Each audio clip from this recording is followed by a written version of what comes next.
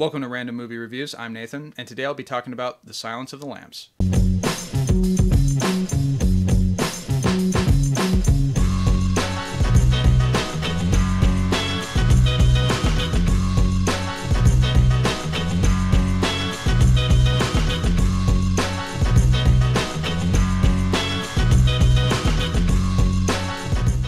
I'm very excited to talk about this one. This is one of my favorite movies of all time. Whenever I think about psychological thriller films or psychological horror movies, to which I think Silence of the Lambs is both, that whole debate of, is it more horror, is it more thriller? I think the fact that that debate has been around for so long just tells me that the movie is both.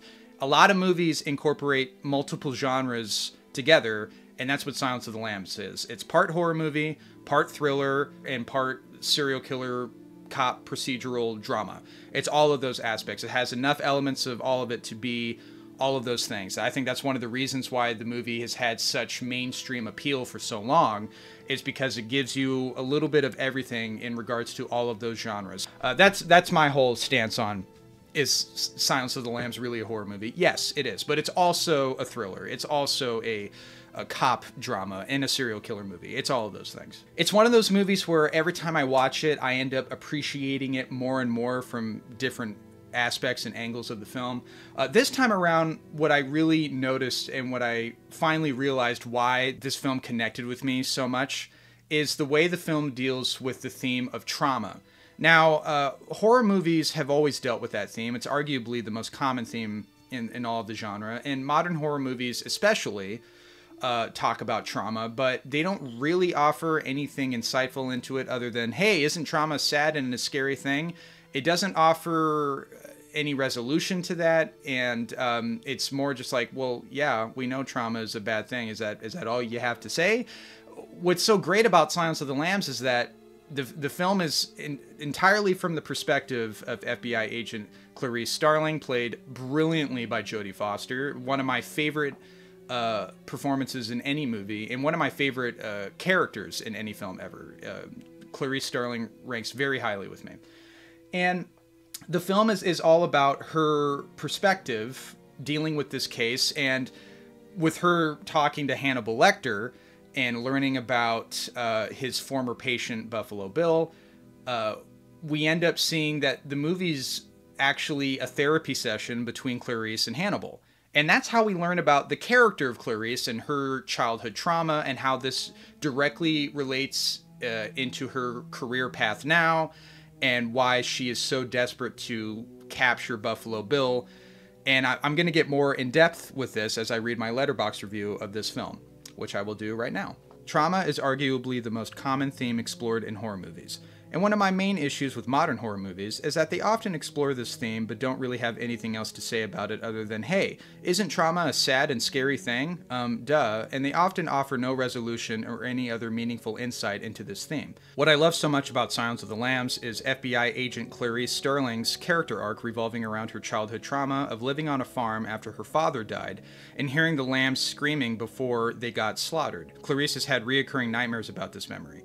She sees the rescuing of Catherine Martin, U.S. Senator Martin's daughter, from sadistic serial killer Buffalo Bill as a way to silence the lambs. This is revealed to us via the psychoanalysis of Clarice done by the infamous cannibalistic psychiatrist Hannibal Lecter. During the film's finale, Clarice accidentally stumbles upon the house of Buffalo Bill. She carelessly goes in trying to stop him and save Catherine, similar to how Clarice carelessly tried to save one of the lambs, even though the lamb was too heavy and Clarice had no idea where to go, just running aimlessly in the dark. Agent Starling is once again faced with a screaming lamb who must be saved from being slaughtered, and this time she succeeds by killing the slaughterer Buffalo Bill after hearing him cocking his revolver in pitch black darkness. Clarice overcame her trauma and came out the other side a stronger person.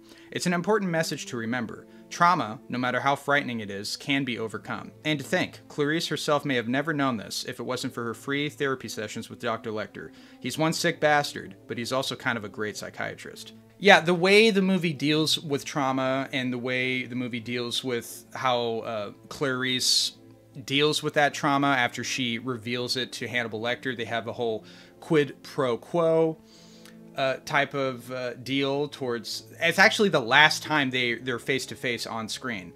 is we get this revelation of, her father being a law enforcement officer, and that was her hero, and she idolized him. And then when he died, she was traumatized by that, and she went to go live with his farm, and hearing the screaming lambs, and she's still haunted by that. And it's Hannibal Lecter who believes that Clarice sees this opportunity with capturing Buffalo Bill and saving Catherine as a way to metaphorically silence the lambs, which is where the title comes from. And I mean, that is just so brilliant how this movie is a therapy session between Clarice and Hannibal Lecter, a character who we really shouldn't like, but we do. And that is the most unsettling aspect about Hannibal Lecter, is the fact that he is terrifying and is a psychopath, and he's clearly an evil individual, but he's charismatic as hell. He makes you uncomfortable, but you also like him, or I do. I find him very likable, and I don't like that. And I think that's the most horrifying thing about Hannibal Lecter, and a lot of that just goes into Anthony Hopkins' performance. I love Anthony Hopkins in pretty much anything he does. He's one of those actors where he can be in any movie, and just him speaking is captivating. He has that it factor, where it's like you can't learn it, you can't teach it to other actors. He is just born being charismatic and captivating, and he's a very special actor in that regard, and this is often considered to be his most iconic role, and you can't really argue with that. It's a role that is just forever burned in people's memories, and it's been parodied so many times. Can you tell me why you had to cut the face off the dummy? I didn't think it was very realistic in the movie, and it turns out it's pretty realistic. And it's just a part of pop culture.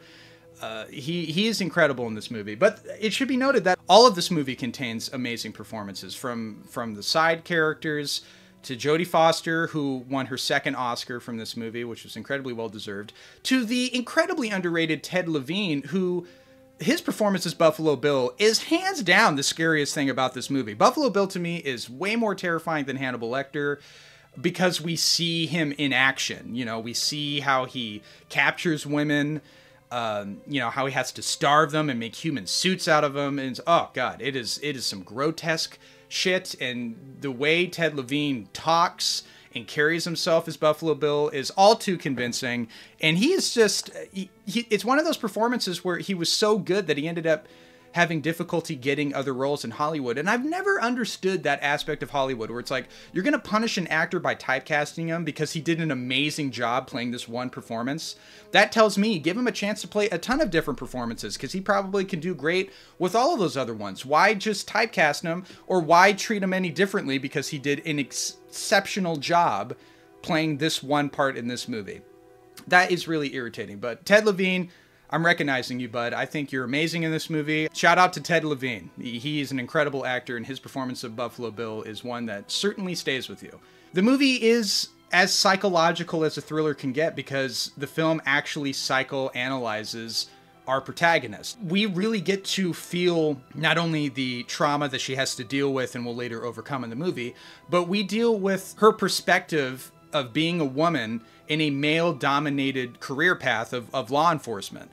It's been talked about numerous times at this point, but the way the director Jonathan Demme films people looking at Clarice, mainly men in this movie, is, they're looking right at the camera, and there's kind of an uncomfortable, unnerving quality, and it's to show Clarice's place in this world as being, a minority, as being a woman in law enforcement. And during the 90s, it's like, she's up against the wall. She has to prove herself in this male-dominated world.